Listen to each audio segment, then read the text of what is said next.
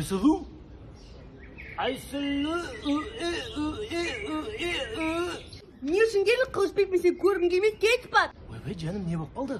Екінші достарың көзінше маған көтенчик деген не, сен басын істей ма? Енді еркелеткенім ғой сені. Сен хотя басқа жігіттер сияқты қошақаным, құлыным, ботақаным деп айтсаң болар еді ғой? Енді үйтіп еркелететіндей сен мал емессің ғой, жаным. Кетіп бар, көргім келмейді сені. Как будто көтенчиктен басқа сөз жоқ сияқты. Енді көтен десем ұят болады ғой. Сен еще маған көтен деп айтан дедің ба не? Жоқ, жаным, шықсай далаға.